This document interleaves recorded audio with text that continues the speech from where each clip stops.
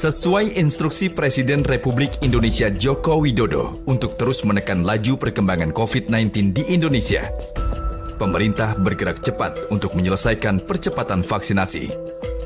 Menyikapi instruksi Presiden, Badan Intelijen Negara atau BIN dengan sigap membantu pemerintah dan menjadi salah satu garda terdepan dalam penanganan COVID-19 di Indonesia.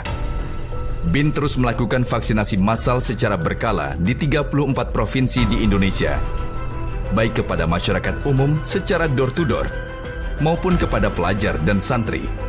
Kegiatan ini diharapkan dapat membentuk herd immunity di Indonesia. Jenderal Polisi Purnawirawan Profesor Dr. Budi Gunawan SH.MSI selaku Kepala Badan Intelijen Negara menginstruksikan BIN untuk terus melakukan dukungan dan inovasi di bidang teknologi agar dapat memutus mata rantai penyebaran COVID-19 dan percepatan vaksinasi sehingga kedaulatan dan perekonomian negara dapat segera pulih. Salah satu dukungan yang diberikan BIN yakni dengan lewat kerjasama yang baik dengan Institut Teknologi Bandung atau ITB, BIN mengembangkan teknologi dan meluncurkan aplikasi premis atau prediksi pandemik virus COVID-19 yang dapat menyajikan data kasus COVID-19 dunia dan Indonesia secara lengkap dengan akurasi di atas 90%. BIN memiliki laboratorium EBDC yang telah memenuhi kriteria Biosafety Level 3+ dan 4 unit lab mobile berstandar Biosafety Level 2. Saat ini, BIN juga telah membentuk Pusat Intelijen Medik atau Medical Intelligence Center sebagai penguatan kemampuan intelijen pada aspek medis atau kesehatan guna mengoptimalkan peran BIN untuk melakukan deteksi dan pencegahan dini terhadap ancaman biologi dan kimia. Medical Intelligence juga dilengkapi beberapa kendaraan, di antaranya Bus Laboratory Medical Intelligence, Ambulance Medical Intelligence, Mobile Lab Medical Intelligence, serta mobil disinfektan. BIN juga secara aktif melakukan rapid test, swab antigen, dan swab PCR test secara massal di berbagai wilayah di Indonesia. Untuk mencapai strategi vaksinasi yang tepat dalam rangka menuju herd immunity, Badan Intelijen Negara juga telah mengembangkan sistem informasi yang inovatif, yaitu Corvis. Corvis atau COVID-19 Response and Prevention System adalah sistem informasi untuk memantau progres vaksinasi secara digital dan real-time agar dapat merekomendasikan strategi yang tepat dan akurat. Di samping itu, Corvis juga dapat mengantisipasi dan merespons penularan COVID-19 secara presisi. Corvis juga dilengkapi monitoring implementasi 3T, 3M, dan PPKM secara real-time di Indonesia. Dengan adanya dukungan teknologi dari BIN, diharapkan masyarakat dapat teredukasi mengampanyekan kepatuhan protokol kesehatan sebagai langkah antisipasi terbentuknya klaster baru COVID-19. BIN selalu siap mendukung segala kebijakan pemerintah dalam penanganan COVID-19 untuk menuju Indonesia tangguh dan pemulihan ekonomi negara.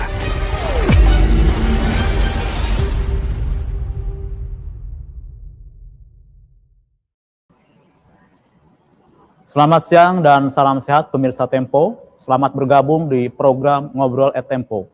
Saya Jajang Jamaludin, pemimpin redaksi Koran Tempo.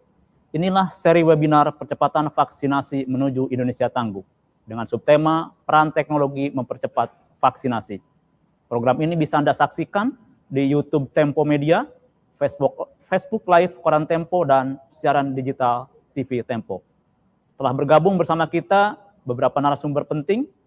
Pertama, Mayor Jenderal TNI Edmil Nurjamil, SEMM. Beliau adalah Deputi Badan Intelijen Negara, Bidang Intelijen Dalam Negeri. Narasumber kedua, Dr. Marcelino Pandin. Beliau adalah Wakil Ketua Umum Asosiasi Analisis Kebijakan Indonesia. Narasumber ketiga, Dr. Armi Susandi, Kepala Pusat Penelitian dan Pengembangan BIN. Dan narasumber keempat, Profesor Dr. Insinyur Dadan Umar Daihani. Beliau adalah Guru Besar Trisakti dan Tenaga Profesional Lemhanas. Terima kasih telah bergabung bersama kami, Bapak-Bapak, kehormatan bagi kami. Baik, pemirsa, kita langsung saja mulai diskusi hari ini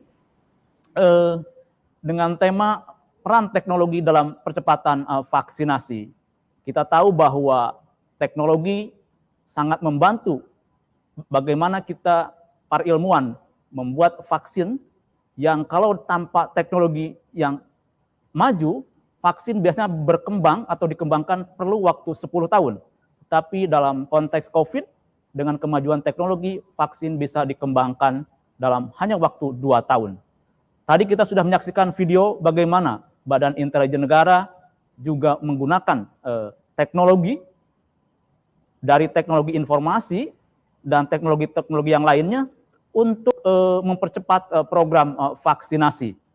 Lebih lanjut lagi, mari kita diskusikan. Saya menuju ke narasumber pertama, Bapak Edmil Nurjamil. Pak Edmil, sebetulnya bagaimana BIN selama ini berperan dalam menjalankan vaksinasi? Dan barangkali Bapak bisa cerita juga, karena masih ada pertanyaan yang menggelitik nih Pak Edmil dari beberapa orang barangkali. Badan Intelijen Negara yang selama ini terkenal mengurusi intelijen, terus kemudian berperan besar dalam vaksinasi. Peran yang sangat penting tentu saja, karena kita tahu bahwa tanpa peran serta lembaga-lembaga seperti BIN, barangkali vaksinasi tidak akan secepat sekarang. Data per hari ini kita tahu, Indonesia telah menyuntikkan lebih dari 318 juta vaksin. Dan itu membuat Indonesia menjadi negara peringkat keempat dalam hal vaksinasi di dunia. Tentu saja ini tidak terlepas peran berbagai lembaga seperti BIN dan juga penggunaan teknologi. Silakan Pak Edmil untuk menyampaikan peran BIN selama ini seperti apa. Baik, terima kasih Pak Jajang. Assalamualaikum warahmatullahi wabarakatuh. Selamat siang dan salam sejahtera bagi kita sekalian. Om Swastiastu, Namo Buddhaya, salam kebajikan. Baiklah, para peserta diskusi webinar pada kesempatan ini selain saya hadir juga Dr. Marcelino Pandin, Dr. Armi, juga Profesor Dadan, senior saya ini sangat luar biasa narasumber yang hadir pada siang hari ini. Baiklah, seperti tadi kita saksikan bahwa Presiden ketika kita mengalami masa pandemi awal-awal dulu, maka telah mengakibatkan ekonomi terseok-seok negara ya. Kemudian pada saat itu juga Bapak Presiden yang juga sebagai single user kami Pak, Badan Intelijen Negara, maka atas kebijakan dimaksud maka Badan Intelijen Negara mengambil porsi sebagaimana arahan dari Bapak Presiden untuk terlibat langsung di dalam penanganan COVID-19.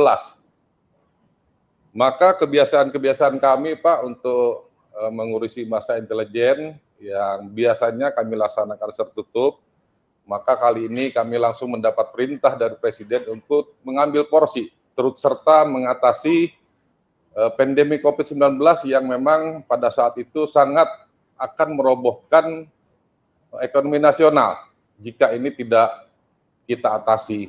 Dan memang kondisi saat itu boleh saya katakan sangat mengerikan Pak. Dari hari ke hari, waktu ke waktu, minggu ke minggu, bulan ke bulan, sampai pada suatu ketika tibalah Indonesia ini mengalami sesuatu yang sangat mengerikan Pak. Di ibu kota negara satu hari saat itu pada bulan ketiga dan bulan keempat itu yang meninggal mencapai angka di atas 100. One day Pak Jajang.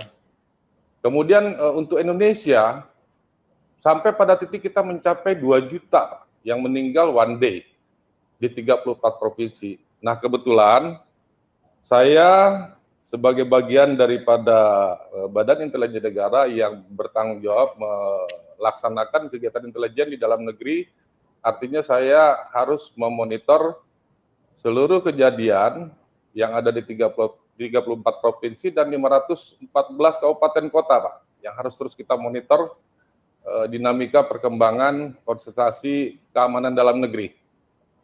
Nah, atas dasar perintah dari Bapak Presiden sebagai single user kita untuk berpartisipasi, maka BIN pada saat itu melalui Kepala BIN mengambil kebijakan untuk juga terus serta berpartisipasi. Yang pertama adalah melakukan program vaksinasi, Pak, percepatan vaksinasi untuk menuju herd immunity yang didapatkan secara bersama-sama, bekerjasama dengan TNI, Polri, dan seluruh instansi pemerintah untuk melakukan program vaksinasi. Nah, program vaksinasi yang dilakukan oleh Badan Intelijen Negara, kami menggelar program vaksin ini di 34 provinsi, Pak. Di 34 provinsi. Adapun metode atau strategi yang kami kembangkan adalah metode door to door. Nah, pada saat itu target-target yang kami ambil adalah beberapa daerah yang memang tingkat vaksinasinya masih rendah. Kemudian beriringan dengan itu juga ada beberapa hambatan program vaksinasi yang dilakukan oleh elemen lain, mana TNI Polri juga mengalami hambatan pada saat waktu itu, termasuk institusi pemerintah lainnya. Nah, kami muncullah atas inisiasi Bapak Kepala BIN, kami kembangkan program door to door, yaitu mengembangkan atau menyasar bagi masyarakat yang masih belum memiliki akses yang baik dari sisi vaksinasi. Kemudian menyasar juga anak-anak sekolah, Pak, yang belum tersentuh program vaksinasi oleh institusi lain. Kemudian kami juga menyasar pada masyarakat-masyarakat yang tinggal di daerah kumuh, yang belum tersentuh dan mereka belum memiliki akses untuk mendapatkan vaksin secara tidak berbayar. Nah, disitulah kami hadir menjemput bola, Pak, hadir secara door to door, mendatangi mereka-mereka, bahkan kegiatan kami pada bulan kesekian sudah memasuki daerah-daerah yang tidak terjangkau, Pak, yaitu daerah terluar, terpencil, terdalam, yang sulit dijangkau. Nah, inilah beberapa kegiatan yang kami lakukan. Jadi kegiatan vaksinasi yang dilakukan oleh Badan Intelijen Negara itu dimulai pada 14 Juli tahun 2021, sampai dengan hari ini kami masih melanjutkan kegiatan dimaksud dalam rangka mengamankan dan melaksanakan kebijakan-kebijakan pemerintah sebagai signature kami. Dan alhamdulillah, apa yang kami lakukan telah mampu mencapai 70% dari target dosis pertama, Pak, untuk menuju herd immunity. Demikian juga untuk dosis kedua kami turut memberikan kontribusi, Pak, sampai dengan hari ini masih terus kami berkolaborasi melaksanakan kegiatan-kegiatan vaksin ini. Bahkan untuk tahun 2022, pimpinan kami telah menentukan kebijakan bahwa sampai dengan akhir Desember 2022 kami diberi target untuk mencapai 25 juta vaksin, Pak, kepada masyarakat untuk semua golongan. Bahkan mungkin jika akselerasi kami nanti cukup memadai dan cukup baik hasilnya, insya Allah akan lebih dari 25 juta target kami akan dibebankan oleh pimpinan kami untuk merealisasikan vaksin nasi untuk masyarakat. Pak Jajang, baik Pak Edmil, menarik data-datanya tadi yang disampaikan Bapak. Per hari ini sudah 88% kurang lebih dosis pertama ya seluruh Indonesia. Dosis kedua 66%, sementara dosis ketiga ya baru sekitar 2%. Jumlahnya cukup banyak, tetapi yang belum tervaksin juga ya kurang lebih ada 100 juta yang harus disuntikan. Kita tahu bahwa sebagian masyarakat memang ada yang belum merasa perlu untuk divaksin, dan juga sebagian malah merasa tidak karena kepercayaannya barangkali merasa tidak mau untuk divaksin. Nah, bagaimana Badan Intelijen Negara mengatasi kendala-kendala seperti itu yang ditemui di lapangan, Pak Edmil?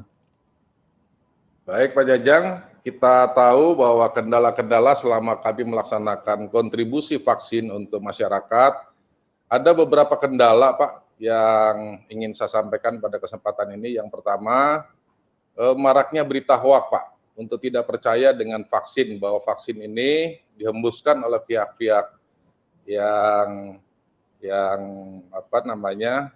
tidak sepaham dengan kegiatan vaksin ini, bahwa menyatakan vaksin itu tidak berbahaya, bahwa kegiatan vaksin itu hanya untuk menakut-nakuti masyarakat. Inilah kondisi nyatanya seperti itu. Ada juga hoak yang mengatakan bahwa vaksin tidak halal.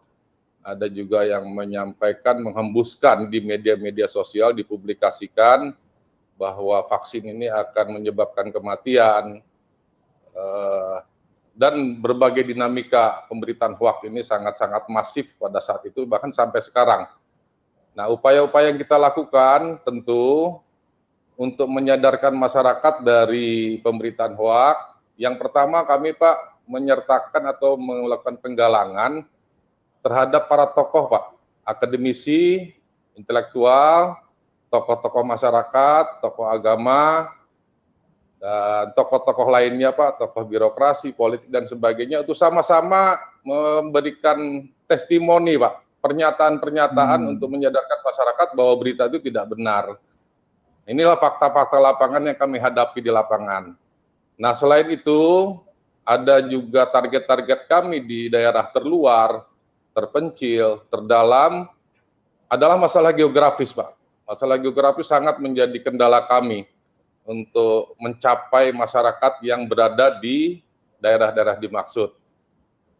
Nah, kendala-kendala ini tentu menjadi tantangan tersendiri, Pak, buat kami, sehingga bagaimana caranya target yang diberikan oleh Presiden untuk target yang terluar, terpencil, terdalam, yang sulit dijangkau, kita melakukan suatu evaluasi dan kajian, Pak. Bagaimana caranya target ini bisa kita datangi. Dengan kondisi geografis seperti di pegunungan, kita upayakan melengkapi semua kebutuhan tim, Pak, ya, untuk bisa maju ke depan, untuk menjangkau daerah-daerah dimaksud. Dengan perjalanannya sangat sulit, pegunungan sampai memakan hari untuk nyampe ke sana untuk melakukan vaksinasi. Kemudian yang kedua, jika ada di pulau-pulau terluar, Pak, ini perlu kami jangkau dengan menggunakan angkutan laut, Pak. Ya, tentu ini menjadi hal tersendiri yang harus kami koordinasikan, kami lakukan rapat-rapat untuk jajaran intelijen, Pak, bisa kita melakukan atau mencapai target itu. Juga kami minta bantuan melalui jalur-jalur rapat Forkopimda bahwa memang masalah pandemi itu bukan hanya kita yang mengatasi, tapi semua elemen bangsa wajib hukumnya untuk melakukan kegiatan yang sama seperti kita lakukan. Nah, inilah kondisi-kondisi yang ada di lapangan, mungkin ini yang perlu kami sampaikan. Demikian, Pak Jajang. Baik, Pak Edmil, ada banyak kendala disinformasi, ada hoax, ada kendala kultural, ada kendala geografis. Lepas dari kendala itu, faktanya BIN dan pemerintah sudah menjalankan tugas menyuntikkan demikian banyak vaksin. Sementara kita simpan dulu diskusi sampai di situ, Pak Edmil, saya akan beranjak ke narasumber berikutnya, Pak Marcelino Pandin. Dari sisi Bapak sebagai analis kebijakan, bagaimana Pak Marcelino melihat peran strategis BIN dalam mempercepat vaksinasi? Kalau ada key sukses gitu, Pak, kunci suksesnya itu kira-kira apa? Dan kalau memang ada hal yang perlu ditingkatkan demi percepatan program vaksinasi, kira-kira seperti apa, Pak Marcelino? Baik, terima kasih Pak Jajang, Pak Deputi, Pak Edmil, Prof. Dadan, Pak Armi, selamat siang. Saya memakai perspektif atau kacamata implementasi kebijakan publik ya. Nah, kalau kita lihat dalam kacamata kebijakan publik dalam kondisi krisis dan urgent, maka pilihan pimpinan nasional dalam menugaskan BIN dalam program vaksinasi sebenarnya masuk dalam kategori extraordinary.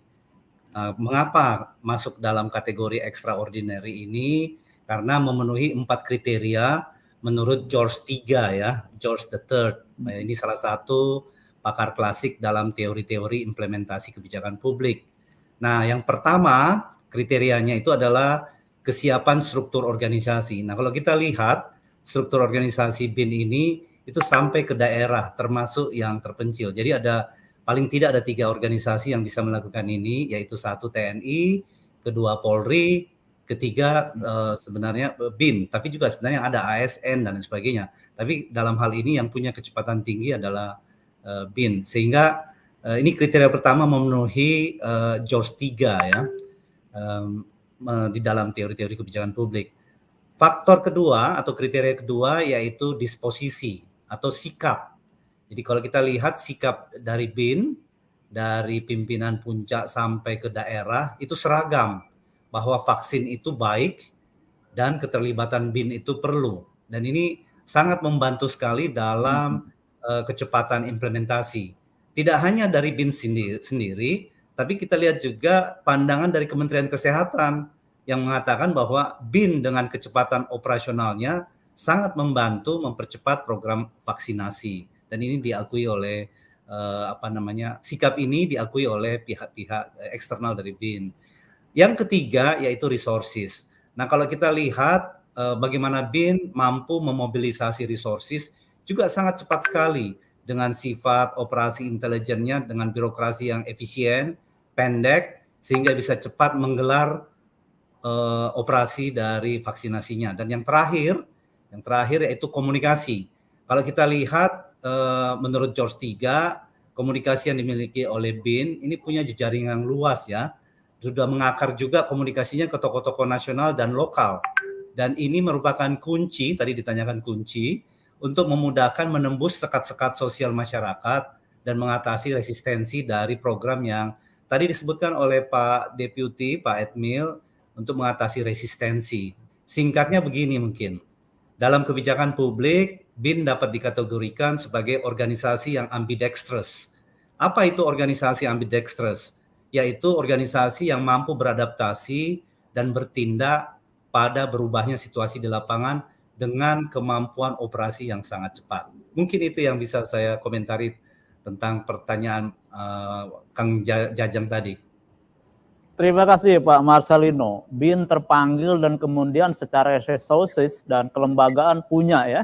Sehingga ketika turun terlihat dampaknya. Ketika dulu kita tahu di awal-awal vaksinasi sempat tersendat Pak ya, waktu itu. Tapi begitu kepolisian turun dan juga BIN turun, percepatannya terlihat lompatannya. Ada fleksibilitas kelembagaan dalam menggunakan semua sumber daya.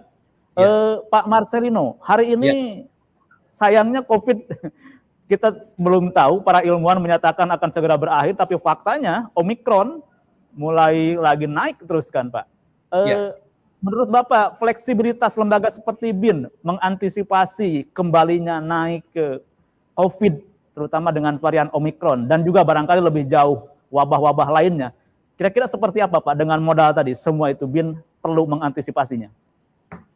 Jadi ada 2 menurut saya tadi dari pertanyaan itu ya, ada 2 hal yang BIN bisa lakukan atau yang sedang dilakukan. Kalau lihat tadi keterangan dari Pak Mayor Jenderal Edmil, yang pertama BIN ini menjadi pionir untuk penggelaran gap filling. Jadi dia mengisi gap di daerah tadi disebutkan oleh Pak Edmil, terluar, terdalam dan sebagainya begitu ya. Nah, dalam kebijakan atau public health, dalam kebijakan public health, kebijakan kesehatan publik, itu istilah filling the gap itu sangat dikenal.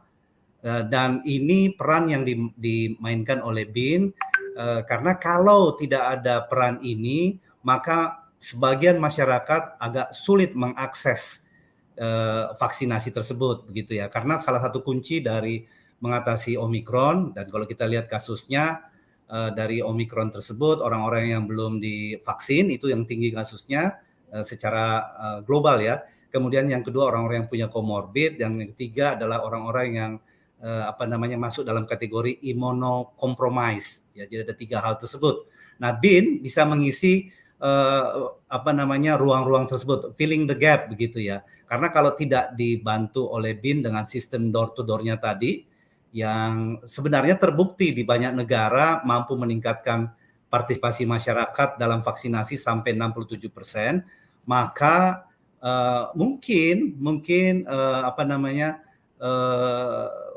bukan korbannya itu bisa jauh lebih banyak lagi. Itu yang pertama. Yang kedua, saya lihat tadi apa yang disajikan oleh Pak Deputy, peran kedua dari BIN dalam mengatasi hal-hal seperti Omikron ini, dan juga membangun fleksibilitasnya, tapi tidak hanya sekedar fleksibilitas saja, tapi BIN sekaligus juga membangun sistem ketahanan kesehatan nasional. Kalau kita lihat tadi dari video yang dikirimkan, diputarkan, di situ ada medical intelligence yang tidak hanya deteksi dan cegah dini saja, tapi juga menyiapkan sebuah quick response team. Tadi dari video tersebut kita bisa lihat, misalnya jika ada insiden penularan virus Omikron, maka BIN dengan cepat ada di garda depan, misalnya di pintu-pintu perbatasan, atau di lokasi-lokasi tertentu yang sulit dijangkau. Nah, ke depannya fleksibilitas ini akan dipakai karena banyak sekali emerging virus yang diprediksi akan akan muncul karena interaksi manusia dengan alam juga semakin intensif. Dan saya pikir ini adalah tugas BIN untuk deteksi dan cegah dini setiap ancaman nasional sesuai dengan, kalau lihat dari kacamata kebijakan publik, sesuai dengan Undang-Undang Nomor 17 Tahun 2011 tentang Undang-Undang Intelijen, termasuk ancaman biologi ini. Mungkin demikian, Pak. Terima kasih Pak Marcelino, semakin menarik. Selanjutnya saya menuju ke Pak Army Susandi, ini jantungnya ya. Tadi kan ada tim SDM yang katakanlah cukup punya jaringan luas. Tapi dilihat dari tadi video yang kita putar, tidak hanya SDM yang selama ini adalah petugas intelijen barangkali, laboratorium, mobile, perlengkapan yang mobile, ya saya lihat baru-baru semua itu dan dengan teknologi canggih saya kira ya. Barangkali inovasi-inovasi itu bisa disampaikan seperti apa sebetulnya, dan lagi-lagi inovasi terpenting apa Pak Army dalam hal ini yang dimiliki oleh BIN, yang dilakukan oleh BIN dalam hal teknologinya untuk mempercepat vaksinasi ini? Ya, saya kira di awal-awal memang pimpinan kami ini senang dengan data, dan datanya data kualitatif, sehingga waktu itu pertama-tama kita mengembangkan suatu sistem informasi yang namanya adalah premis yang tadi sudah ada, ya, di mana kita kerjasama dengan ITB, dan waktu singkat kita mampu membuat suatu sistem yang lengkap sekali. Dan ini belum ada satupun di Indonesia sistem informasi tentang prediksi COVID-19 yang digital dan bisa mampu berisi dari seluruh wilayah yang ada di Indonesia. Yang kedua, kita juga sudah punya juga yang namanya tadi juga ada dalam video tadi tentang aplikasi Corvis. Aplikasi Corvis ini memang relatif baru, tetapi yang kita bangun sesudah adanya premis. Tapi ternyata Corvis ini sangat berguna untuk menentukan prioritas dari vaksinasi. Sehingga kalau tema kita saat ini vaksinasi, maka Corvis kita bisa menjadi andalan.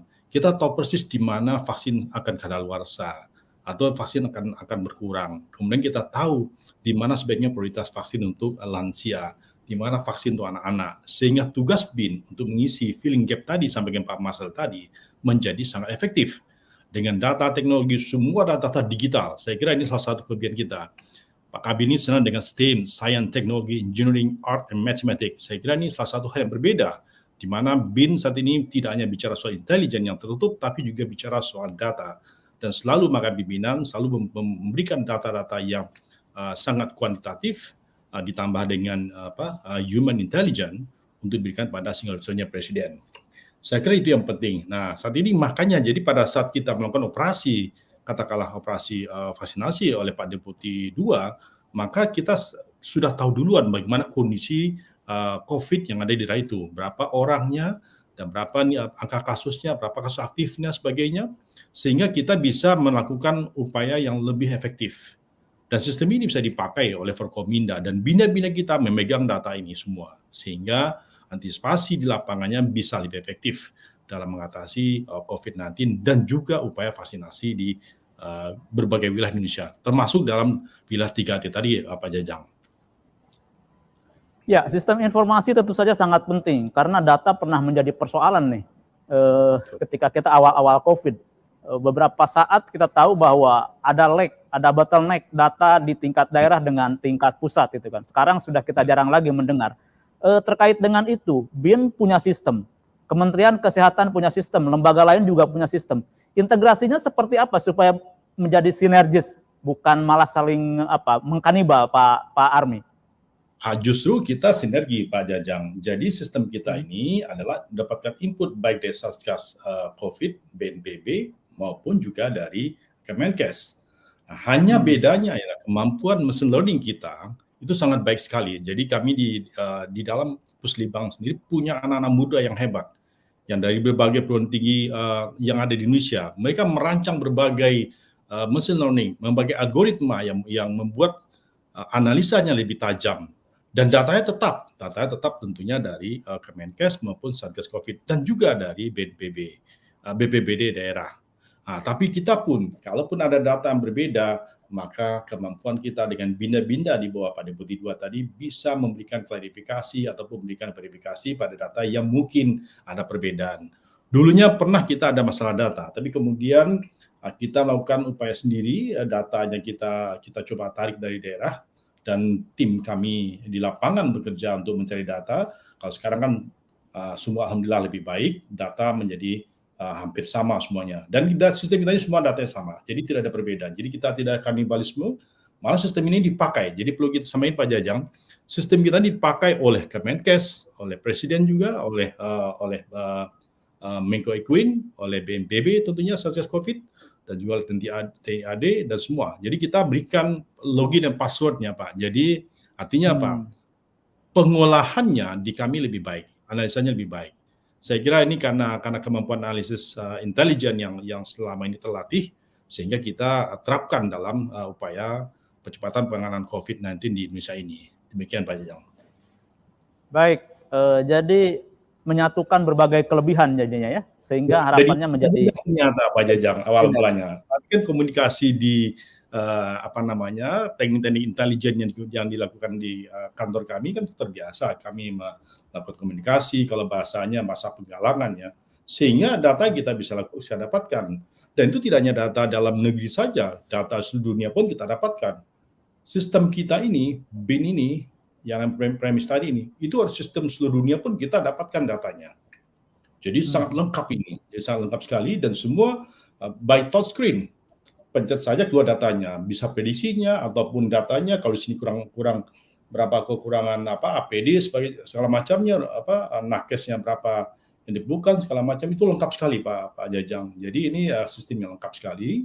Pada awal mulanya ini kita masih tidak sulit untuk mengumpulkan data, lama-lama mudah, dan itu seperti disampaikan oleh Pak Marcel tadi, BIN memang betul terbiasa dengan kerja cepat, dan ini peran-peran dari teman-teman yang biasa melakukan upaya percepatan kegiatan di lapangan untuk kegiatan intelijen diimplementasikan dalam kesehatan. Jadi memang pas sekali Presiden memberikan tanggung jawab ini yang extraordinary ini untuk dalam upaya percepatan penanganan COVID dan juga percepatan peningkatan vaksinasi.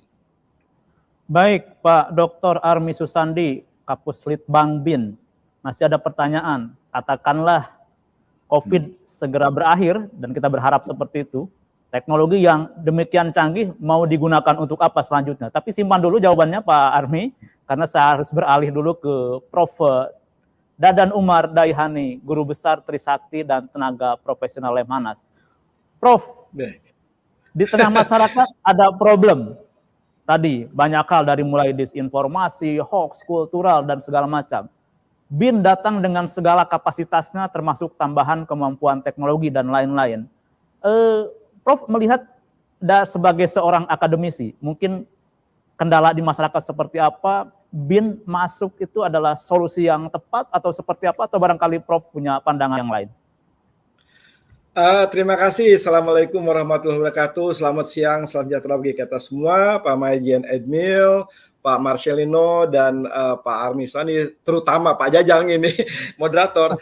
Jadi emang terima kasih. Kalau kita berbicara apakah tepat atau tidak, sebenarnya kalau kita lihat yang paling penting pada saat extraordinary ini adalah berkoordinasi seluruh pihak, begitu ya. Nah, kalau kita berbicara mengenai ini, kalau mengenai teknologi ini kita tidak berbicara apakah tepat atau tidak. Nah, sebetulnya BIN ini masuk untuk bisa mengintegrasikan berbagai resources yang ada. Pak Jajang, kalau kita lihat, saya mungkin tidak langsung ke vaksinasi gitu ya. Saya ingat karena waktu awal-awal Januari kita mendengar akan ada dari Wuhan dan sebagainya. Kemudian Februari sudah ada terdengar 2 orang, dan kemudian bulan April, nah kita mendengar dari berbagai informasi bahwa BIN telah mengumpulkan berbagai resources yang ada, perguruan tinggi, lembaga penelitian dan sebagainya. Jadi antisipasinya luar biasa. Walaupun di dunia terkesan lambat gitu di awal-awal, tapi sebenarnya kalau kita lihat di belakangnya gitu, saya menyaksikan, saya membaca laporan dan sebagainya. Misalnya BIN kemudian menggandeng Eijkman, Lembaga Biologi Molekuler, kemudian UNER, UI, ITB, sebagaimana tadi juga Pak Armi katakan, bahwa dikumpulkan seluruh ahli-ahli. Jadi memang seringkali kalau kita di dalam joke nih Pak Marshall ya, misalnya barang yang langka di Indonesia itu adalah koordinasi yang baik gitu. Nah disitulah sebetulnya perannya merangkai berbagai keahlian yang ada. Karena teknologi itu tidak mungkin dikembangkan oleh satu pihak saja. Justru dirangkai yang ada. Nah kalau kita lihat, saya baca-baca bahwa pada awal-awal itu sudah dilakukan kerjasama, pertama mendeteksi. Karena kalau COVID ini kan barang kecil gitu ya, tidak terlihat tetapi menyusup ke sana kemari. Bagaimana cara menanganinya? Berarti teknologi yang perlu dicarikan adalah teknologi untuk mendeteksi. Ada sisi informasinya, ada alatnya dan sebagainya. Kalau kita sudah tahu mendeteksi, maka kita tahu menyebarnya kemana, karakternya seperti apa, baru kemudian kita bisa mengembangkan teknologi bagaimana menanganinya. Salah satunya adalah vaksin. Jadi kalau kita lihat, BIN kemudian menjadi promotor gitu ya, memprakarsai kerjasama antar perguruan tinggi, antar lembaga penelitian seperti Eijkman, rumah sakit persahabatan dan sebagainya, mengembangkan vaksin. Jadi yang pertama adalah bagaimana mendeteksi dengan cepat. Jadi saya masih ingat gitu waktu itu lihat-lihat beritanya bahwa Eijkman itu punya cara mengetahui virus, tetapi kapasitasnya rendah. Datang BIN, datang perguruan tinggi yang lain, maka kapasitasnya jadi besar. Tadinya kalau tidak salah itu 100 per hari jadi 1000. Dengan seperti itu sebenarnya teknologi deteksi menjadi penting. Nah ini juga berkaitan. Dapat dibayangkan Pak Jajang kalau kita membandingkan kalau tidak ada teknologi, ini seperti 100 tahun yang lalu, zaman Spanish flu. Begitu tidak ada teknologi, itu luar biasa yang meninggal. Itu satu. Jadi peran teknologi di situ sangat-sangat penting, dan BIN menjadi integrator. Tentu saja kalau kita lihat, jadi promotor itu menjadi penting, karena masing-masing punya keahlian yang spesifik. Sedangkan untuk menangani COVID, ini kan menjadi sebuah kegiatan yang harus kontributif dari berbagai pihak. Nah, di sini kita menyatakan, BIN dengan kecepatan, dengan antisipasi yang tinggi, karena memang barangkali memang tugasnya adalah cegah dini, kemudian early warning dan sebagainya. Jadi lembaga yang siap mengantisipasi dan kemudian menggerakkan seluruh resources dan mengkoordinasikan berbagai keahlian yang ada di Indonesia. Mungkin awam atau dunia tidak melihat itu karena itu di belakang layar begitu kan, dianggapnya lamban, tapi lihat hasilnya begitu kan. Tiba-tiba melesat dan kemudian diakui cara-cara yang dilakukan Indonesia adalah merupakan cara-cara yang cukup tepat. Pemakaian teknologi, mengembangkan sistem, kita tidak lockdown, tetapi adalah PPKM secara bertahap, berjenjang. Jadi mungkin Pak Jajang kalau di Bandung ada yang namanya keripik Maici, level 1, level 2, sampai 5-10 gitu. Ini pun sama gitu ya, kita memakai level-level itu, sehingga itu sebenarnya kalau kita tidak mengerti data, tidak mampu memetakan kondisi yang ada, apalagi Indonesia kan sangat sulit. Itu akan sulit kita membuat sistem semacam itu. Maka awal-awal terkesan bahwa koordinasi pusat daerah misalnya masih agak tumpang tindih dan sebagainya, tetapi dengan teknologi informasi yang tadi juga Pak Armi sudah menyampaikan, maka kemudian bisa dijalin. Jadi teknologi itu adalah juga kemampuan menjalin kerjasama antar keahlian. Itu kira-kira Pak Jajang, gambaran yang saya bisa sampaikan. Baik, Profesor Dadan Umar Dayani. Menarik, semakin menarik diskusi kita. Tapi kita akan membahas lebih lanjut setelah jeda berikut.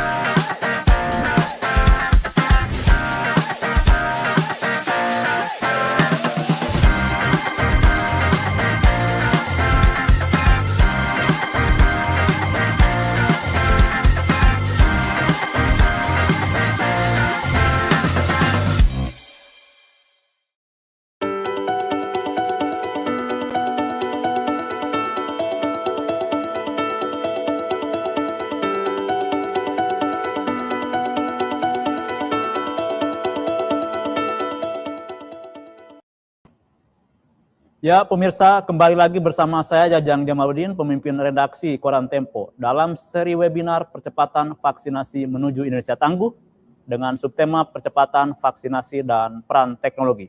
Program ini bisa Anda saksikan di YouTube Tempo Media, Facebook Live Koran Tempo, dan siaran digital TV Tempo. Anda juga bisa terlibat dalam diskusi ini dengan menuliskan pertanyaan pada kolom chat di platform media sosial yang saya sebutkan. Kita lanjutkan lagi diskusinya. Saya kembali ke Bapak Mayor Jenderal Edmil Nurjamil, Deputi BIN Bidang Intelijen Dalam Negeri. Pak Edmil, banyak yang telah dicapai, tapi lagi-lagi pekerjaan rumah masih jauh dari selesai sepertinya. Terutama dengan ancaman gelombang ketiga ini.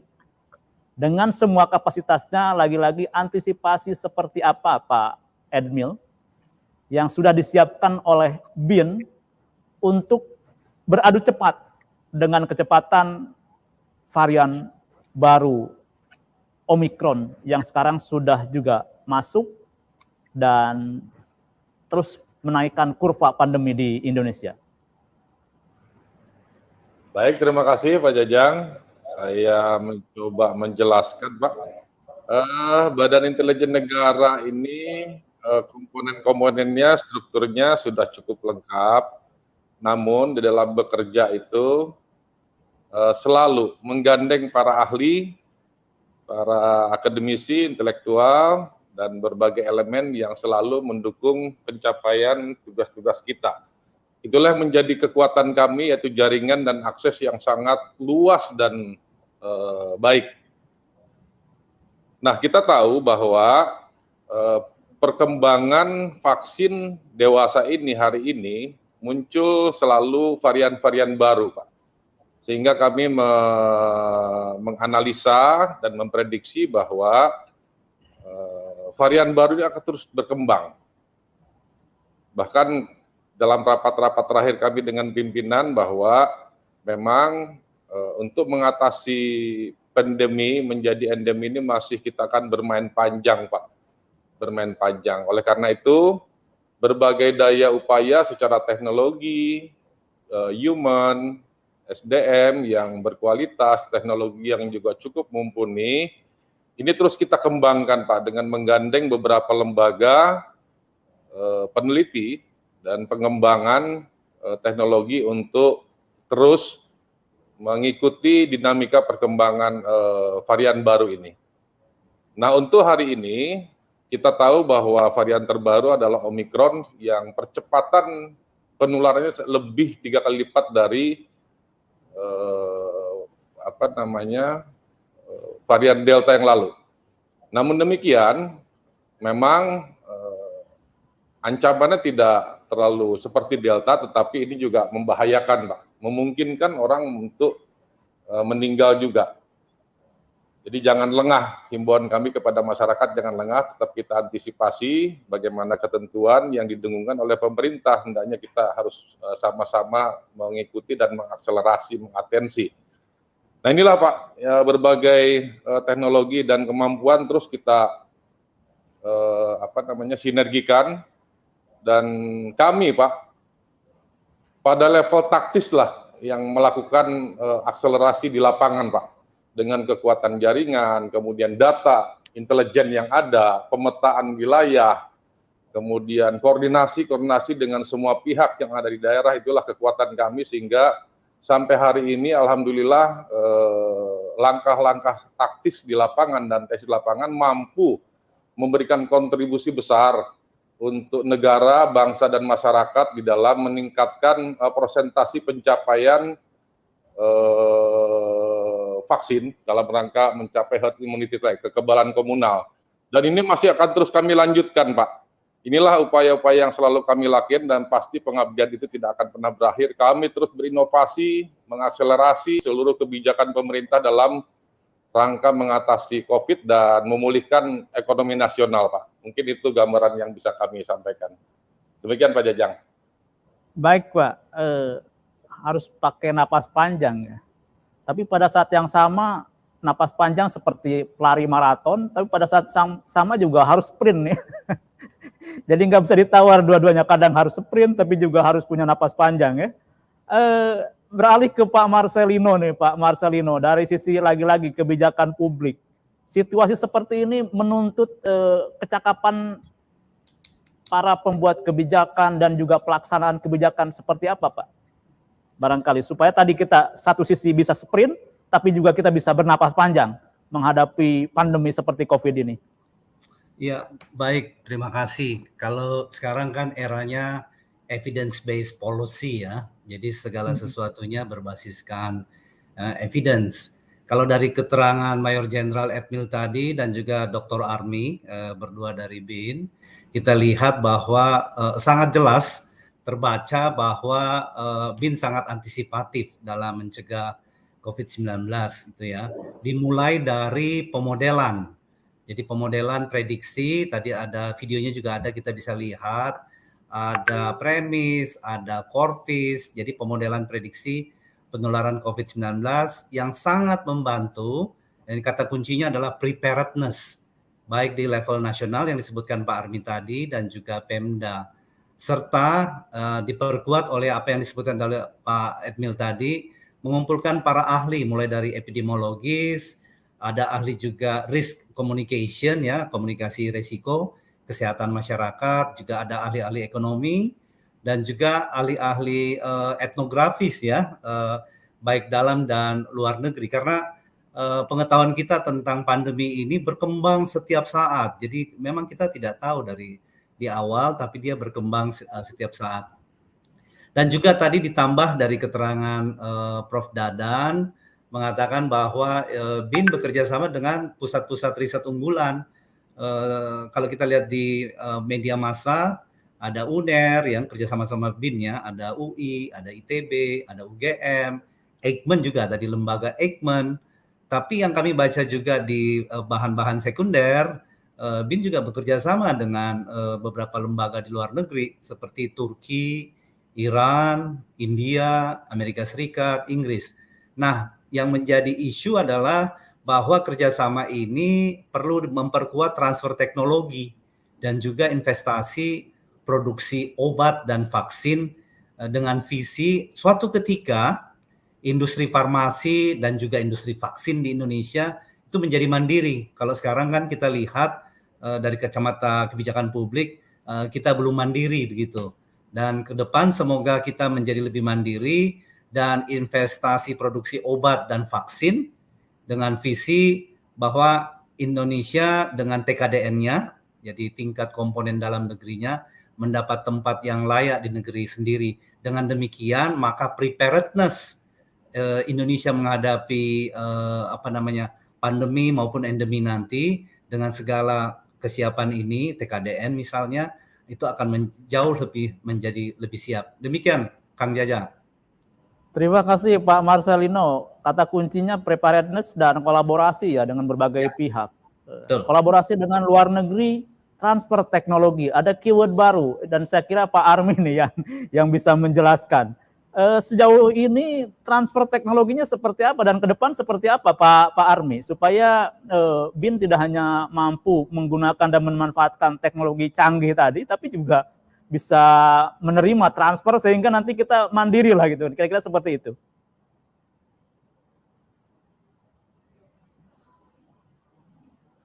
Mute Pak Oh Pak ya, Army, baik. maaf.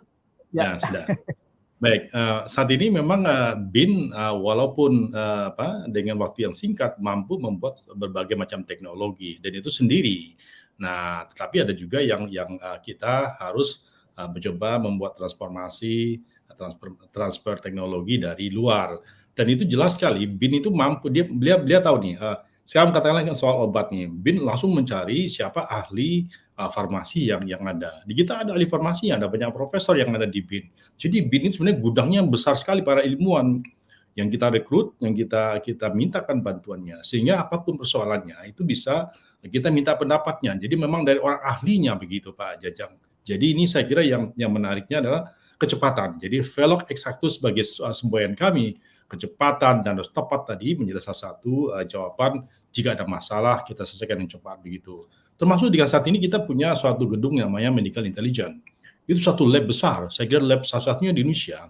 Maka kita juga akan merekrut teman-teman Eijkman nantinya yang selama ini sudah punya pengalaman, sehingga dia di situ akan ada suatu semacam lab berbagai macam persoalan epidemiologi nantinya. Virus apa lagi yang akan muncul, sehingga kita siap menghadapi. Saya kira ini gedungnya besar sekali, dan itu dalam waktu yang kurang dari setahun tuh pimpinan sudah mampu mewujudkannya dengan timnya. Dan juga saya perlu sampaikan Pak Jajang, bahwasanya di BIN ini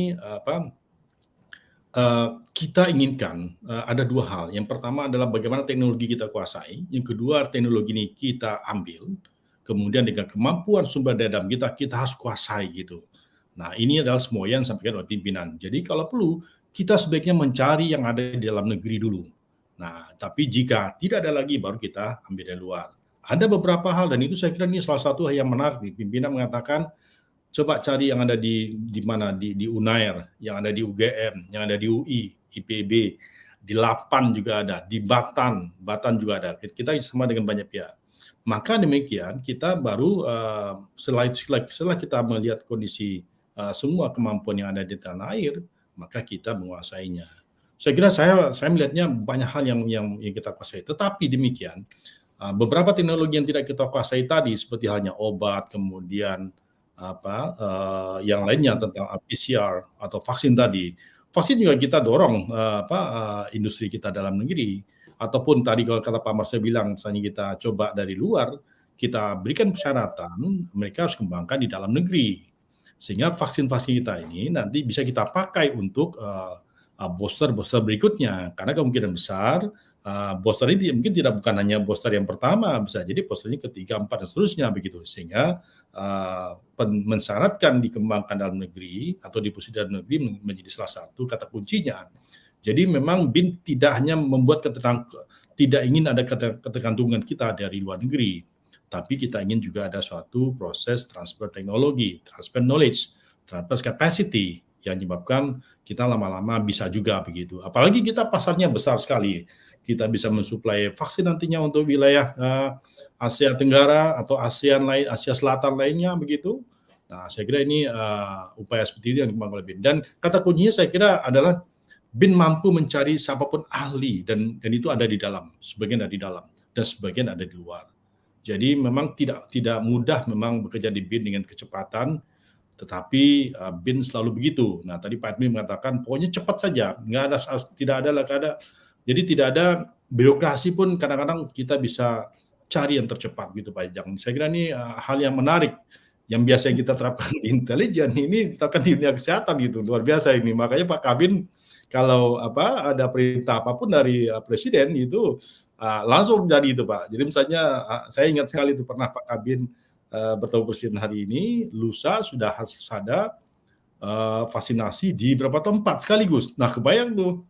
Tapi anak buahnya Pak Edmil itu biasa itu Pak. Dalam 2 hari itu siap semua tenda, murid siapa datang, lansia begitu door to door-nya, wah biasa Pak. Walaupun Pak Edmil ngomongnya santai Pak, tapi geraknya Pak luar biasa itu Pak. Pak Army, dengan segala pelajaran yang kita peroleh dari proses penanggulangan pandemi ini, kalau lebih konkret misalnya Pak dalam konteks kemandirian, vaksin, prediksi BIN kapan kira-kira kita tidak tergantung lagi pada impor vaksin, bisa mengembangkan sendiri. Kita tahu ada vaksin merah putih, tapi hari ini masih struggling sepertinya ya prosesnya. Iya, betul. Ya, saya kira ini komponen bangsa pun juga harus satu, Pak ya. Ini juga terus upayakan oleh BIN, karena masalahnya kan ini ada beberapa unit atau institusi yang berpengaruh, Pak ya.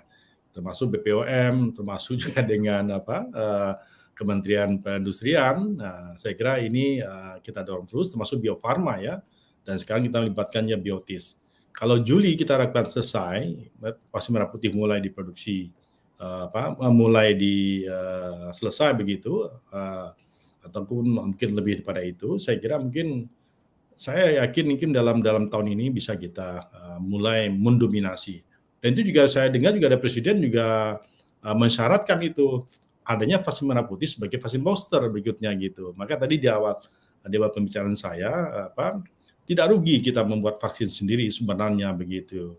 Nah, tapi tentunya Pak Jajang ini juga upaya kita bersama. Nah, kalau Pak Kabin kan bicaranya, pimpinan kami bicaranya bagaimana untuk negara karena namanya Badan Intelijen Negara ya, bukan Badan Intelijen siapa begitu ya. Karena bicara buat negara. Nah, semua komponen tadi yang kira-kira perlu kita sama perbaiki, tentu kita arahkan ke sana.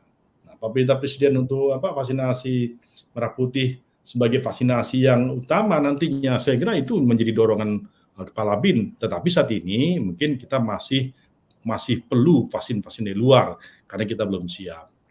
PR-nya masih panjang, Pak. Tapi kecepatan BIN dalam sekian masalah ini salah satu hal yang menurut saya sebagai orang baru nih di Puslitbang BIN ini, jempolnya bisa 10 kalau angkat nih, Pak.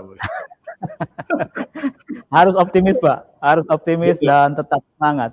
Tadi saya menyimpan pertanyaan, Pak. Kalau situasi emergensi, situasi extraordinary telah berlalu, semua kapasitas, teknologi, dan segala macam pemanfaatannya seperti apa? BIN tentu saja akan lebih fokus lagi ke urusan intelijen kan nanti.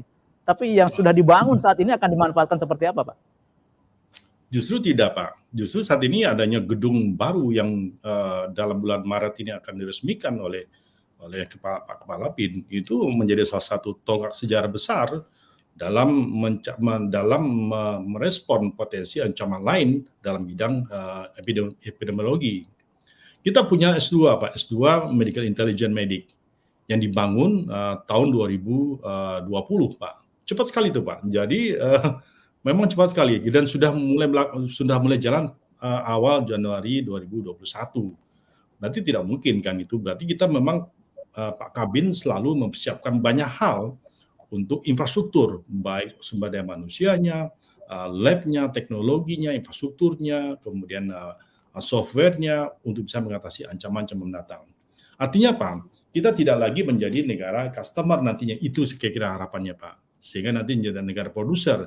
Jika ada gejala-gejala lain atau masalah pandemi lain, kita siap, Pak. Kita siap, bisa mengantisipasinya setidaknya untuk Indonesia dulu. Sungguh-sungguh nantinya kita bisa mengatasi persoalan-persoalan yang ada di kawasan yang lebih luas dari Indonesia. Saya kira ini saya justru tidak putus, Pak. Coba bayangkan saja, BIN sekarang ini pun banyak permintaan untuk bisa melakukan vaksinasi tertentu pada wilayah-wilayah yang sempit seperti disampaikan oleh Presiden. Nah, di sana kelihatan kan itu pasti masih besar gap-gap yang harus diisi oleh BIN. Ya, dan tentunya ini diharapkan sistem kesehatan kita akan lebih baik. Lama-lama nanti BIN akan fokus pada hal pengembangan potensi apalagi pandemi yang akan muncul. Di BIN itu sebenarnya kalau saya buka sedikit, Pak, lab-nya tuh besar-besar, Pak. Lab-nya tuh luar biasa. Jadi lab yang dalam BIN itu lab yang canggih-canggih sebenarnya, yang orang lain tidak banyak tahu sebenarnya, Pak, gitu. Nah, jadi diharapkannya lah BIN tahu duluan, sehingga kalau persoalannya seperti apa, BIN bisa memberikan respon ataupun masukan pada Presiden, termasuk siap juga melaksanakan berbagai tindakan implementatif. Begitu, Pak Jajang. Baik, Pak Army Susandi, Kapuslitbang BIN. Menarik. Ya, saya harus bergeser ke Prof. Umar lagi nih. Untuk memberikan preskripsi nih, kan kalau profesor itu kebijakannya ada di profesor. Pak, ke depan gimana nih, Prof? Kalau ada pelajaran terpenting yang bisa kita ambil selama proses penanganan pandemi ini, mungkin apa yang bisa Prof identifikasi? Terus kemudian berdasarkan pelajaran terpenting itu, bagaimana semua komponen bangsa, termasuk dalam hal ini BIN, mengambil peran di kemudian hari ketika emergensi dan situasi extraordinary itu sudah berakhir lah, kira-kira begitu. Silakan, Prof. Terima kasih Pak Jajang. Tapi barusan sampai katakan kalau ini sampai berakhir itu gitu kan. Sebenarnya hidup ini tidak pernah berakhir gitu. Jadi semua event itu menjadi lesson learn gitu ya Pak Jajang. Jadi kalau tadi dari awal-awal saya mendengar sebenarnya Pak Deputi 2 dan kemudian Pak Dr. Army dari BIN, ini kita menjadi optimis gini Pak Jajang bahwa semua persoalan itu dapat ditangani. Kenapa? Karena kita mencoba belajarnya adalah bahwa koordinasi sangat penting, dan kedua jawaban untuk adu cepat adalah teknologi. Teknologi itu jangan dibayangkan berbagai alat-alat yang canggih saja, tapi teknologi itu adalah seluruh langkah-langkah manusia untuk membuat manusia ini lebih mudah bekerja gitu. Nah, jadi kalau kita bicara teknologi dari perspektif itu, tadi tata cara bagaimana kita mengatasi, bagaimana mensosialisasikan komunikasi itu adalah bagian dari pemikiran kita untuk bisa menyelesaikan masalah dengan baik. Saya mencatat beberapa hal gitu ya dari lesson learn yang sekarang. Pertama, terutama kalau kita berbicara tadi sangat senang kalau kemudian BIN juga punya tadi laboratorium yang canggih, bahkan punya intelligent medics. Karena apa? Karena badan intelligence kan badan yang cerdas gitu ya. Badan yang cerdas itu adalah yang mengetahui sebelum terjadi gitu kan. Kalau mengetahui sudah terjadi, ya itu adalah umum-umum saja gitu. Nah, ini saya jadi sangat optimis gitu dengan penjelasannya Pak Army, kemudian Pak Deputi. Wah, ini kita punya lembaga betul-betul yang cerdas, yang one step ahead gitu ya. Nah, ini kalau kita berbicara macam itu, kemandirian ini menjadi penting gitu. Belajar dari sekarang bahwa awal-awal terseok-seok, tetapi kemudian BIN datang mengintegrasikan sebagai integrator dan promotor, maka kemudian kita lihat ini kerjasama antar lembaga di dalam menyelesaikan masalah itu menjadi sangat penting. Seperti sekarang misalnya tadi ada premis, ada Corvis yang mencoba memprediksi. Kemudian juga ada aplikasi nasional, misalnya Peduli Lindungi dan sebagainya. Semua data terintegrasi, maka keputusan akan diambil secara baik. Itu juga merupakan teknologi. Nah, hal lagi yang lain kita lihat adalah vaksin, karena kita kaitkan dengan vaksin. Kalau kita berbicara, memang ini berlomba dengan waktu. Membuat vaksin itu tidak mudah. Seperti tadi Pak Jajang di awal-awal mengatakan, orang lain mengatakan 10 tahun. Nah, kita dipercepat semua kerja. Sampai mungkin 25 jam per hari mereka bekerja, para ahli, untuk mencari, akhirnya bisa memperpendek. Walaupun sekarang vaksin merah putih nampaknya belum keluar, tapi proses itu sangat luar biasa menjadi modal kerja dan investasi kecerdasan. Kenapa? Karena memang awal-awal itu membutuhkan riset 2 tahun udah luar biasa sebetulnya. Nah, kalau kita berhasil secepatnya mengeluarkan vaksin merah putih, walaupun mungkin agak mahal dibanding vaksin yang lain, tetapi pelajaran yang didapat adalah satu, kalau katakanlah virus ini terus bermutasi, jika kita telah mampu membuat vaksin untuk bisa mengatasi, katakanlah originalnya, nih orinya, maka jika ada variannya, kita tinggal tahu nih, oh kalau gitu variannya ke sini. Maka seed vaksin yang awal itu tinggal dimodifikasi gitu.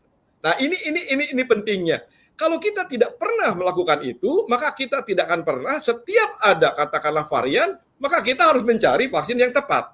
Tapi kalau kita sudah membuat, jika ada varian, tinggal divariasikan aja vaksin yang pernah kita buat. Kenapa? Karena membuat vaksin itu sama seperti memasak, seperti chef gitu kan. Kita harus melihat dulu virusnya, mengembangbiakan, melihat karakternya, kemudian memasak, dan akhirnya tahu, oh ini resepnya. Nah, sekali resep itu kita buat, jika katakanlah, oh sekarang ini agak pedas nih, oh resep ini tinggal tambah ini.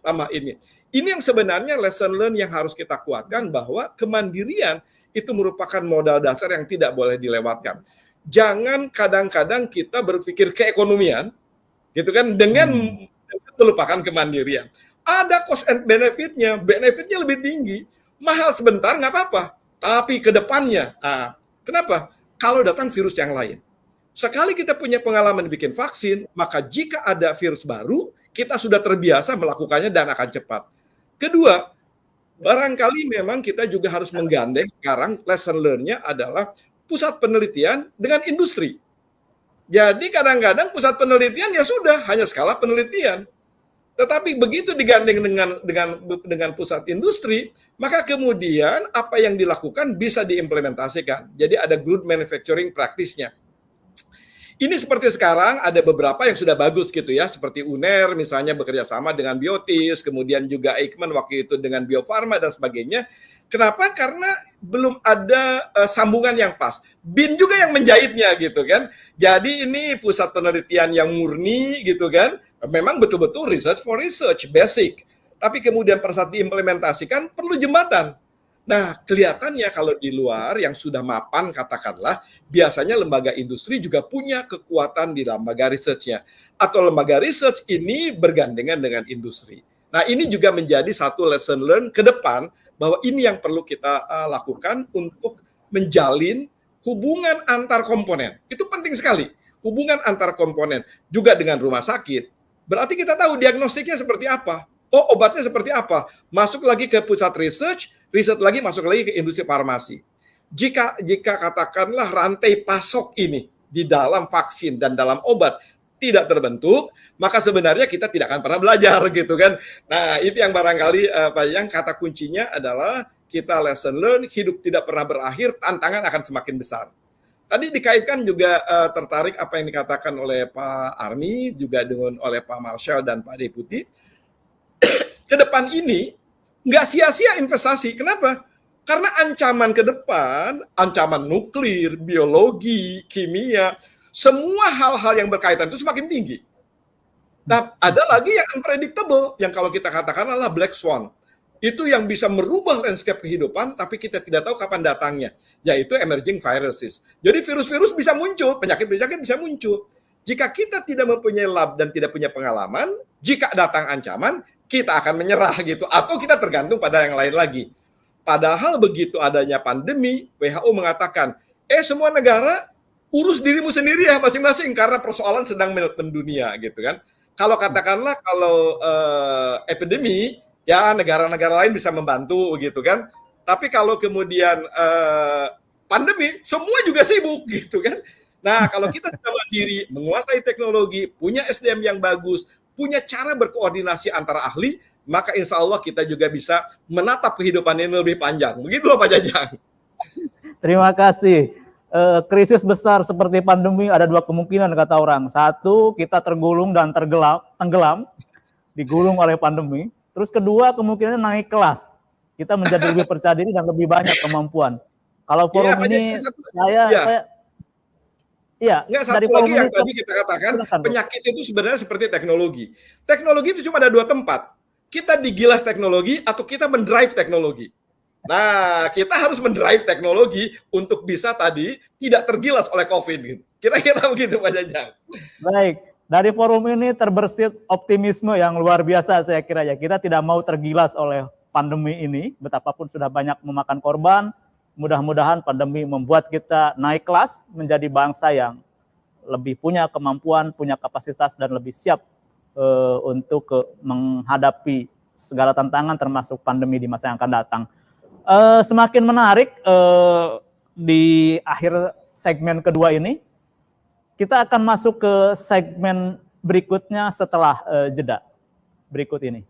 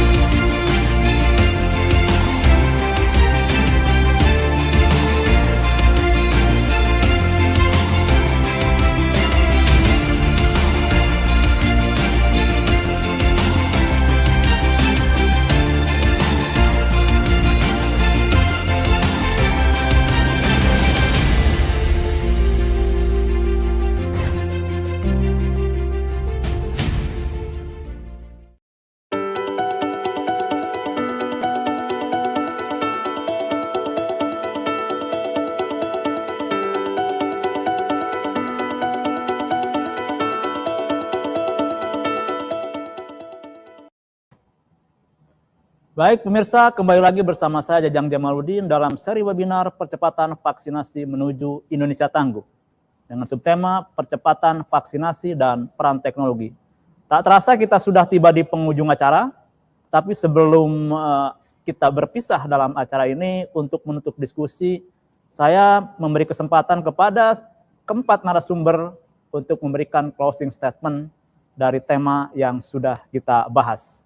Bisa untuk menyimpulkan ataupun juga semacam rekomendasi ke depan kita harus seperti apa. Kesempatan pertama saya berikan kepada Mayor Jenderal TNI Admil Nur Jamil SEMM sebagai Deputi Bin Bidang Intelijen Dalam Negeri. Silakan Pak Admil untuk menyampaikan closing statement-nya. Baik, terima kasih Pak Jajang. Pada kesempatan terakhir, pada closing statement ada beberapa pesan mungkin dan yang perlu disampaikan kepada masyarakat. Yang pertama, bahwa sesuai dengan hasil prediksi kita, bahwa ke depan kita akan menghadapi yang cukup panjang, Pak, masa pandemi ini dengan munculnya varian-varian baru. Oleh karena itu, kepada masyarakat kami menghimbau tetap menjaga protokol kesehatan, Pak. Menjaga protokol kesehatan, ketentuan-ketentuan protokol kesehatan, pakai masker, sanitizer itu tetap dilakukan. Sehubungan dengan kita bisa tidak akan tahu kapan akan berakhir, walaupun WHO 2022 memprediksi akan berakhir, tapi kita masih coba terus menganalisa kondisi-kondisi lapangan, survei lapangan juga kelihatannya masih akan panjang kita bermain. Jadi itu, penekanan itu, kemudian kami juga tidak akan pernah berhenti bekerja untuk melaksanakan tugas-tugas yang disampaikan oleh single leader kita melalui pimpinan kita, khususnya dalam mengatasi pandemi COVID dan menuju endemi, mudah-mudahan bisa kita lakukan dengan maksimal. Kerjasama kita dengan berbagai elemen stakeholder terkait tentu ini membuat kami yakin dengan langkah-langkah taktis kami di lapangan, kami yakin kami sangat mampu membantu persentase yang cukup besar terhadap program percepatan vaksinasi ini. Jadi pemikir-pemikirnya adalah nanti para ahli, tentu kami setelah itu bulat dan menjadi sebuah kebijakan. Nah, kami akan bermain taktis di lapangan untuk mensukseskan tugas-tugas pemerintah dimaksud. Saya kira dua hal itu, jangan pernah panik, tetap ikuti apa kebijakan-kebijakan Anda, sukseskan program vaksinasi, karena itulah kata kunci untuk kekebalan komunal, itu menjadi kata kuncinya, Pak. Dan kami terus akan bekerja untuk percepatan vaksin ini. Untuk penelitian, pengembangan vaksin, kerjasama di tingkat internasional, nasional, ya kami serahkan kepada para ahli, kami tinggal taktisnya nanti untuk mewujudkan keinginan negara, pemerintah untuk kekebalan komunal dalam rangka mencegah kematian dan pemulihan ekonomi nasional. Saya kira demikian Pak Jajang. Baik, terima kasih Pak Mayor Jenderal Edwin Nur Jamil, Deputi Bidang Intelijen Dalam Negeri Badan Intelijen Negara. Selanjutnya closing statement dipersilakan kepada Bapak Dr. Marcelino Pandin, Wakil Ketua Umum Asosiasi Analis Kebijakan Indonesia. Silakan Pak Marcel. Terima kasih Kang Jaja. Jadi kalau pengalaman kami sehari-hari banyak pertanyaan dari pandemi ini, kemudian dari ekonomi yang terpuruk, dari sosial yang terdisrupsi, apa sebenarnya yang harus kita lakukan sehingga ke depan kita bisa menjadi lebih kuat begitu. Jawabannya adalah penguatan institusi di era digital. Apa itu penguatan institusi? Yang pertama kita belajar dari pandemi bahwa ada platform bangsa yang perlu kita perkuat selain social cohesion, juga data ya. Jadi kalau kita lihat bagaimana data tersebut perlu kita benahi di Indonesia begitu. Itu yang pertama, itu yang menjadi platform gitu ya. Dan juga kalau kita lihat dari data tersebut, platform tersebut, kita bisa berkoordinasi jauh lebih baik gitu ya. Khususnya pemerintah pusat dan pemerintah daerah begitu ya. Sebelum kita memberdayakan masyarakat, ada baiknya yang diberdayakan pertama kali adalah pemerintah, khususnya pemerintah daerah begitu ya. Lalu kemudian yang kedua, decision making di dalam penguatan institusi tersebut. Kita udah lihat sampai tidak hanya work from home, yang ada di kantor-kantor swasta, pemerintah, tetapi juga kita bisa lihat ratas pun, rapat terbatas kabinet pun dilakukan secara online. Ini menurut kami luar biasa. Jadi IKN nanti saya tidak khawatir koordinasinya bisa lancar asal investasi konektivitasnya cukup baik dan juga bisnis proses mengenai decision making ini bisa berjalan dengan baik, maka IKN dari Kalimantan pun itu bukan merupakan sebuah persoalan. Lalu kemudian yang ketiga adalah action ya. Kalau kita lihat dengan adanya pandemi ini dan juga ekonomi yang mau kita pulihkan, kuncinya adalah penguatan institusi, maka actionnya itu yang dahulu adalah ego sektoral. Nah sekarang kita bisa lihat bahwa ini tidak bisa demikian lagi prakteknya. Jadi pandemi ini sebenarnya men-trigger transformasi yang serius dan mempercepat transformasi digital kita begitu. Yang terakhir, harapan terhadap BIN, kalau bisa BIN tidak hanya menjadi mata dan telinga dari negara, dari pemerintah dan juga dari masyarakat, tetapi BIN juga menjadi enabler. Kalau kita lihat CIA itu memiliki 40 perusahaan startup dan kebanyakan menghasilkan teknologi-teknologi terbaru dan mereka jadi kalau bisa BIN pun menjadi enabler khususnya untuk menghasilkan teknologi sehingga bangsa ini bisa jauh lebih mandiri. Terima kasih Pak Jajang. Menarik Pak Marcel. Selanjutnya kata terakhir dari Dr. Army Susandi, Kepala Pusditbang BIN. Terima kasih Pak Jajang. Saya kira kembali ke judul Pak Jajang dan terbukti memang penggunaan teknologi ataupun kata pimpinan kami implementasi STEM, Science, Technology, Engineering, Art, and Mathematics terbukti mampu digunakan juga dalam dunia intelijen, khususnya dalam hal penentuan strategi penanganan COVID-19 dan juga percepatan vaksinasi Indonesia. Saya kira ini memudahkan kita semua sehingga gerak langkah dari upaya kita penanganan COVID ini yang dilakukan oleh BIN menjadi terukur dan bisa juga dipakai oleh semua komponen bangsa ini. Ini yang menjadi andalan kita dan kita menjadi salah satu lembaga yang tidak hanya bicara soal human intelligence tapi juga teknologi intelijen. Kombinasi kedua ini menjadi salah satu kekuatan power kita untuk bisa menghadapi berbagai masalah bangsa ini.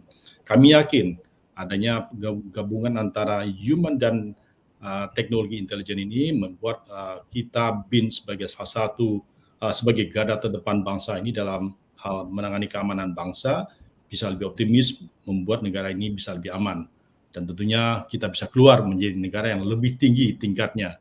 Demikian Pak Jajang. Amin Pak. Selanjutnya Prof. Dadan Umar Daihani. Silakan Prof. Baik, terima kasih Pak Jajang. Barangkali singkat saja, saya hanya satu kata begitu. Kemandirian dan penguasaan teknologi itu merupakan kunci kita bisa beradaptasi. Kira begitu ya. Kenapa demikian? Karena kalau kita berbicara dari perspektif ketahanan nasional, sebenarnya adalah katakanlah dinosaurus itu punah bukan karena kuat, tapi karena dia tidak bisa beradaptasi. Nah, negara pun kita harus akan kuat kalau kita mampu beradaptasi. Bagaimana kita bisa beradaptasi dengan perkembangan kalau kita kuasai teknologi sebagai kata kunci. Itu saja barangkali Pak Jajang sebagai closing statement yang singkat dari saya. Terima kasih. Singkat tapi kunci, Prof. Adaptasi ya, intinya. Ya. Baik, Bapak-bapak semuanya, para narasumber, sekali lagi saya ucapkan terima kasih atas kehadiran dan kebersamaan kita dalam diskusi yang 1,5 jam. Saya kira banyak hal yang bisa kita peroleh, informasi juga motivasi saya kira yang lebih penting ya, untuk kita move on ke depan bahwa ya pandemi memang sudah memakan banyak korban, sudah membuat banyak hal kita berkorban, terpuruk dan segala macam, tapi itu jangan sampai membuat kita tergilas tadi seperti Prof. Dadan. Justru kita harus naik kelas, menjadi bangsa yang lebih kuat, bangsa yang lebih maju, dan juga bangsa yang lebih siap untuk menghadapi berbagai tantangan di masa depan, termasuk barangkali pandemi yang akan datang, meskipun kita tidak harapkan soal itu. Sampai di sini, pemirsa Tempo dan Ngobrol at Tempo, kami bisa menemani Anda semuanya. Saya Jajang Jamaluddin, pemimpin redaksi Koran Tempo, sekali lagi beserta seluruh kru yang bertugas, mengucapkan terima kasih, mohon maaf bila ada kekurangan dan kami pamit dari forum. Sampai jumpa pada acara Ngobrol at Tempo berikutnya. Terima kasih semuanya, salam sehat. Terima kasih. kasih. Terima kasih. Salam Pak Terima Jajang. kasih. Terima kasih. Pak Terima kasih, Pak Armi, Jajang. Pak Marcel, Oke, Pak Edmil, Pak selamat Deputi. sore.